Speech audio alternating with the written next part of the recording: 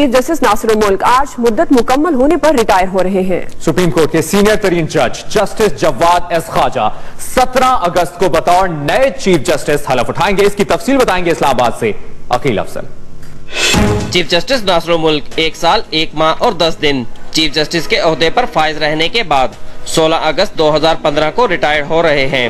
انہوں نے کئی اہم فیصلے کیے جن میں اقلیتوں کے حقوق کے فیصلے پر عمل درآمد کیس، وزیر اعظم کو ثواب دیدی فنڈ کے استعمال کا اختیار دینا، 18ویں اور 21ویں آئینی ترامیم کے کیس کا فیصلہ، عام انتخابات میں دھاندلی کی انکوائری کر کے الزامات کو مسترد کرنا شامل ہیں۔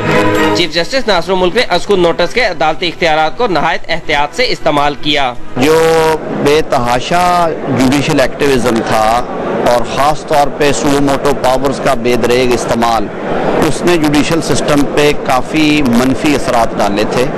انہوں نے بیلنس کریٹ کرنے کی کوشش کی ہے۔ چیف جسٹس ناصر الملک کے برعکس نامزد چیف جسٹس جواد ایس خواجہ اپنے اختیارات کے استعمال سے جانے جاتے ہیں۔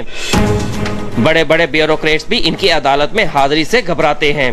ان کے مشہور مقدمات میں پی آئی اے کی تارکین وطن کو عدم سہولتوں کی فراہمی، پولیس کی تفتیش کو بہتر بنانا، نیب کو میگا سکینڈلز میں اپنے اختیارات کے استعمال کا حکم دینا اور پرویز مشرفہ مقدمہ شامل ہیں۔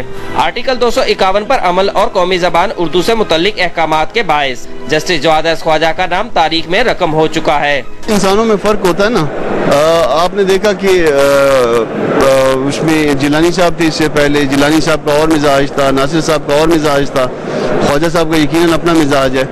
یہ بات ممکن ہے کہ وہ جوڈیشلی جو ہے نا وہ ایکٹیو زیادہ ہوں۔